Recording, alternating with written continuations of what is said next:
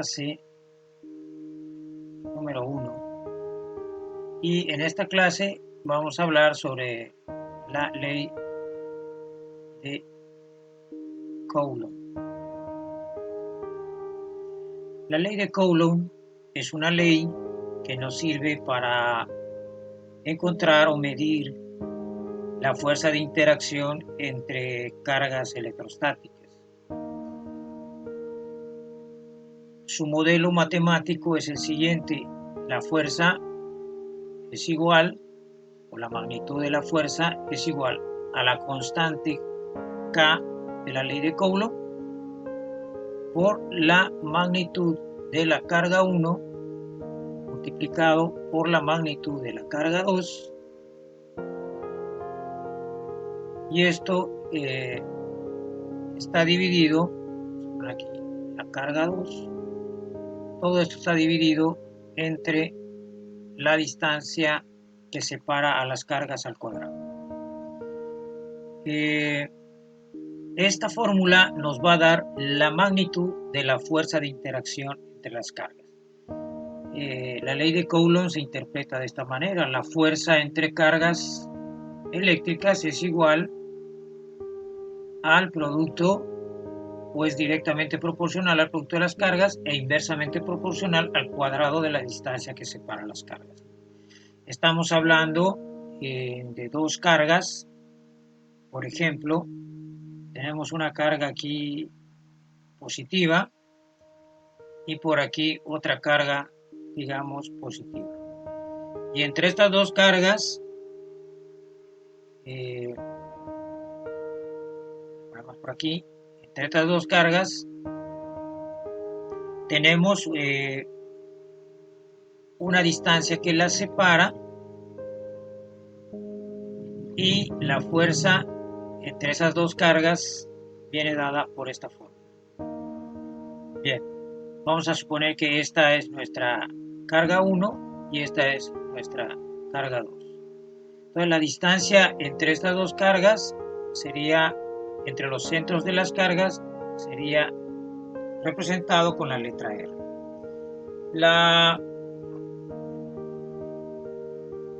La interacción entre estas dos cargas puede ser de carácter de atracción o de repulsión. En este caso, al ser las cargas iguales, hay una repulsión. Es decir, esta carga 1 ejerce una fuerza sobre la carga 2.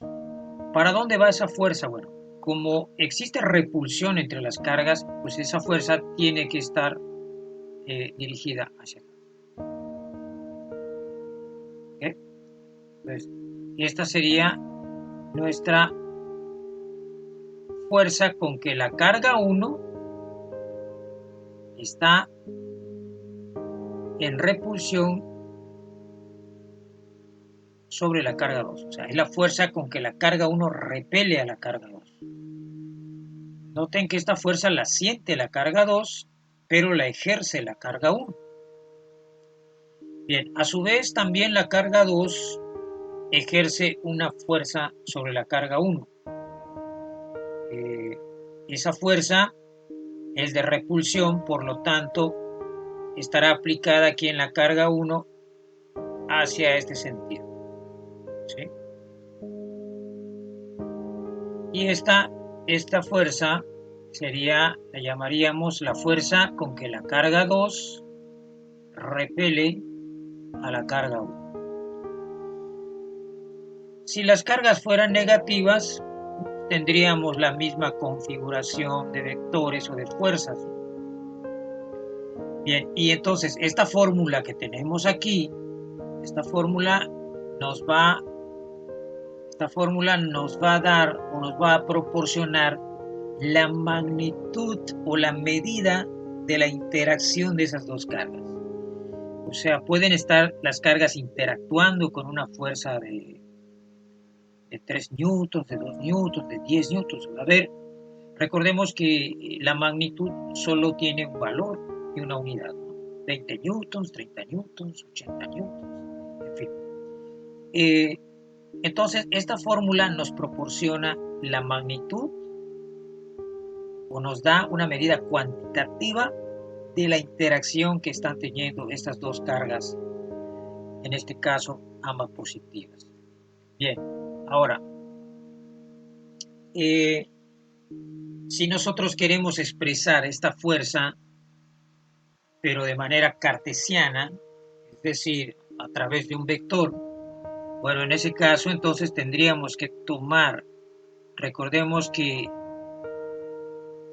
para que un vector fuerza quede expresado cartesianamente hay que multiplicar la magnitud de ese vector, que en este caso me lo daría esta fórmula, perdón, aquí esto no es vector, esto es magnitud, la magnitud de la fuerza de este vector, que sería F, y me lo daría la ley de Coulomb.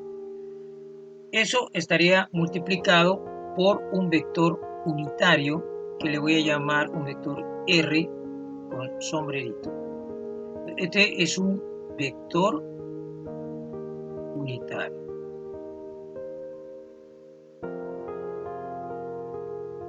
Bien, ese vector unitario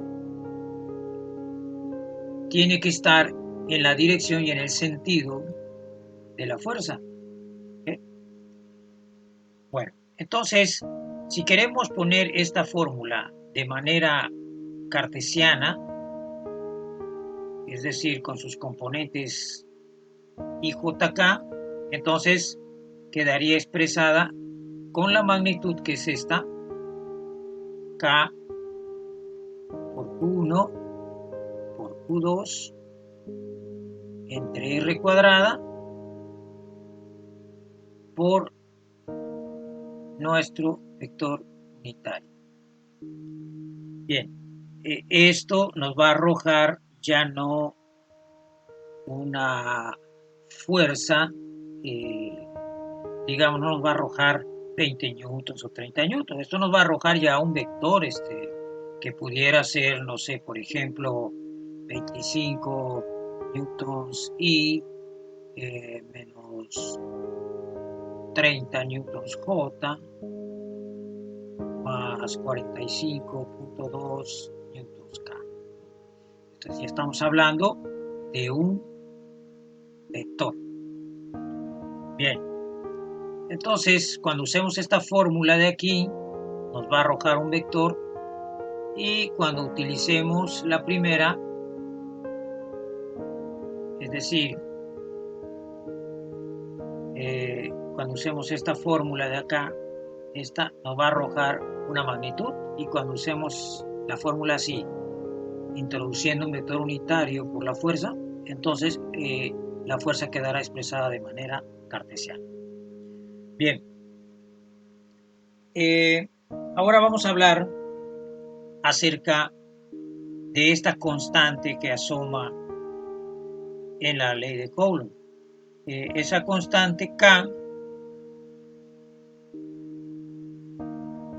tiene un valor de 9 por 10 a la 9 Newton metro cuadrado sobre Coulomb cuadrado.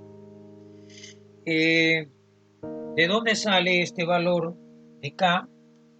Bueno, este valor sale cuando se aplica la fórmula de 1 entre 4pi por epsilon 0, donde epsilon 0 nos representa la permitividad en el vacío o en el aire, y este valor es de 8.85 por 10 a la menos 12, y las unidades son contrarias a las unidades de K. Es Coulomb cuadrado entre Newton por metro cuadrado. Bien. Y este valor de la permitividad en el vacío o en el aire, este nos puede servir para ambos casos. Se obtiene también de una fórmula, y esa fórmula es la siguiente: la permitividad en el vacío sería 1 por 10 a la 7 esto está dividido entre la velocidad de la luz al cuadrado, vamos a poner acá 4pi por la velocidad de la luz al cuadrado. ¿Sí? Si nosotros hacemos esta operación tomando a la velocidad de la luz como 3 por 10 a la 8 metros por segundo, pues vamos a obtener este valor que tenemos aquí. ¿Sí? Este valor de epsilon 0, este que tenemos aquí. ¿Sí? Bien, entonces de esta manera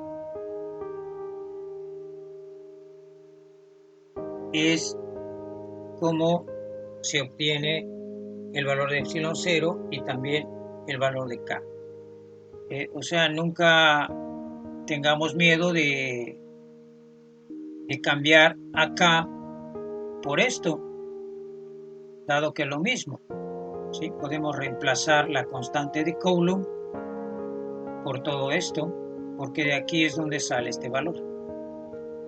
Bien, ahora vamos a hablar un poco acerca de situaciones que se pueden presentar de interacción entre las cargas. Vamos a movernos un poquito por acá y, por ejemplo, es muy importante que cuando se tiene un problema de ley de Coulomb, hacer nuestro diagrama de vectores o de fuerzas que están actuando, digamos, en el problema o sobre la carga que nos interesa. Antes de esto vamos a proporcionar algunos datos también que son importantes para estos problemas. Por ejemplo, un Coulomb el Coulomb es la unidad que se usa para las cargas, pero para poder tener un Coulomb de carga necesitamos juntar 6.25 por 10 a la 18 electrones. O sea, es una cantidad enorme de electrones para poder hacer un Coulomb. Es decir, un Coulomb de carga es una carga grande. En la gran mayoría de los problemas, las cargas se dan en unidades más pequeñas, por ejemplo, en microcoulombs. Un microcoulomb, por ejemplo, equivale a 1 por 10 a la menos 6 coulombs. Se suelen dar también en nanocoulombs. Un nanocoulomb equivale a 1 por 10 a la menos 9 coulombs. Y a veces también se suelen dar en milicoulombs.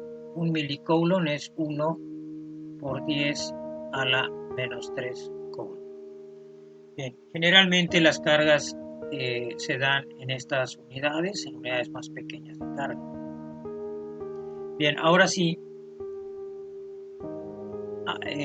hablando acerca de los vectores en una interacción entre cargas, por ejemplo, supongamos que tenemos, vamos a dibujar por aquí, voy a hacer un poquito más reducido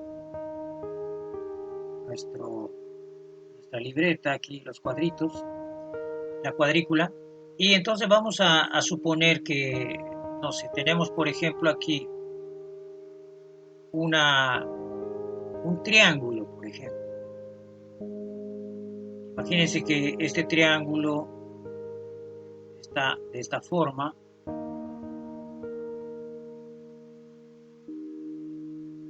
¿Sí? Y tenemos aquí nuestro triángulo. Y entonces acá tenemos en esta parte de aquí una carga, aquí en este vértice también y en este vértice también. Supongamos que aquí tenemos una carga positiva, vamos a ponerla positiva. Aquí en este vértice tenemos una carga, vamos a suponer también positiva. Y aquí tenemos una carga, supongamos, negativa. Vamos a llamar a esta carga Q1, a esta carga Q2 y a esta carga de aquí Q3. Y entonces, si me pidieran en un momento dado calcular, por ejemplo, la fuerza resultante sobre la carga Q3, vamos a poner sobre la carga Q3,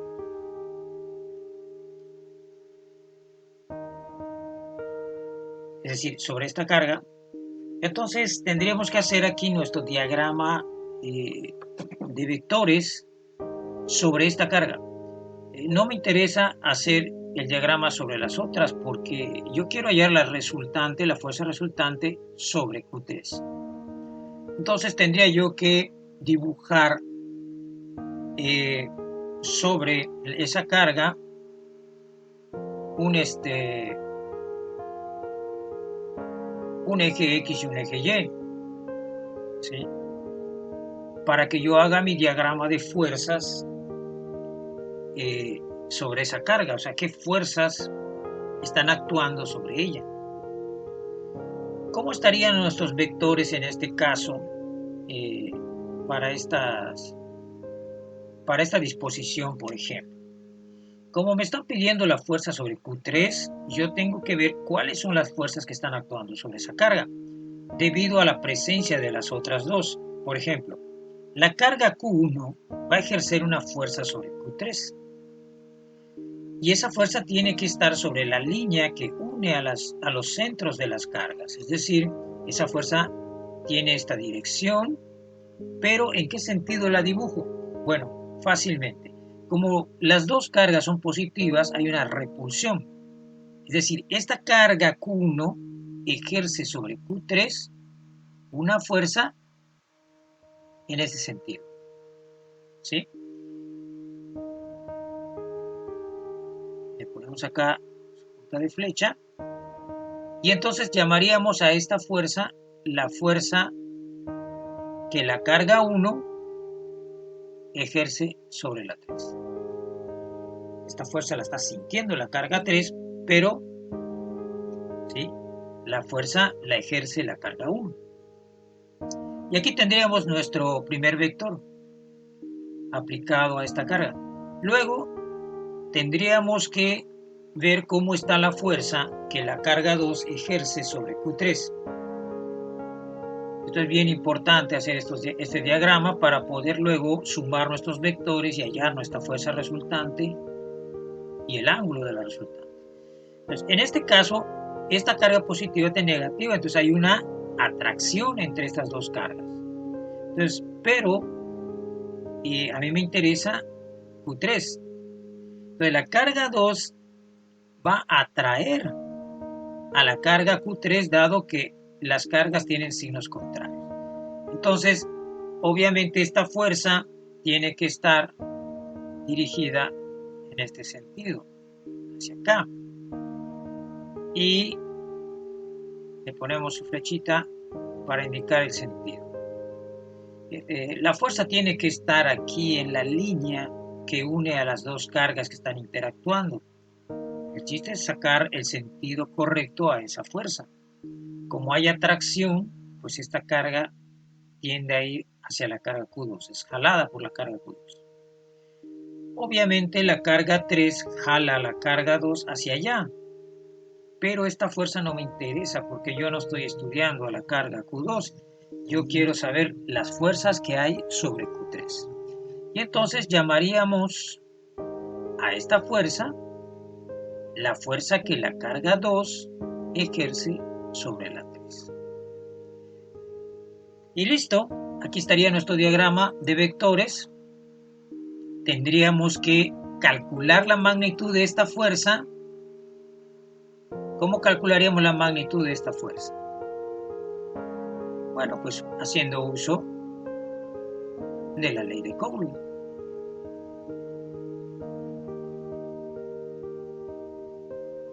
¿Eh? En este caso, esta fuerza es entre la carga 1 y la 3, así que aquí sería la carga 3. ¿Sí? Y aquí no hay que olvidar que estas cargas no pueden ir con signos negativos, porque son magnitudes de las cargas. ¿Sí? Se toman siempre una magnitud nunca negativa. ¿Sí? Así que hay que tomar a las cargas siempre positivas en la ley de Coulomb. Y esta R pues va a ser la distancia que hay entre las dos cargas, que en un momento dado pues esa distancia puede ser que en el problema nos la proporcione, y si no la proporcionan pues tienen que haber suficientes datos para que uno la pueda calcular. ¿Sí?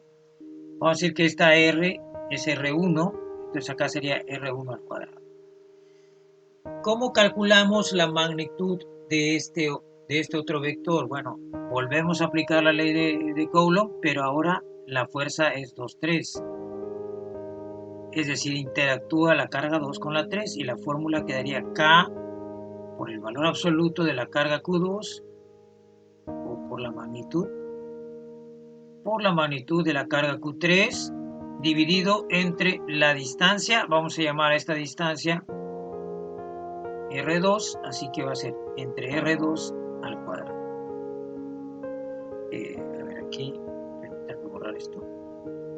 Vamos a corregir aquí. Sería R2 al cuadrado. Bien, y entonces, de esta manera, calcularíamos las magnitudes de estos vectores. ¿Sí? Y esto es muy importante hacerlo bien cuando se tiene o se trabaja con la ley de Coulomb. Bien, vamos a dejarlo hasta aquí. Ya en la próxima sesión vamos a resolver problemas sobre aplicación de la ley de Coulomb a cargas electrostáticas. Estas cargas son electrostáticas, o sea, son cargas en reposo, y la ley de Coulomb sirve para hallar la magnitud de la interacción entre cargas electrostáticas. Bien, nos vemos entonces la próxima clase y ya vamos a ver problemas de aplicación.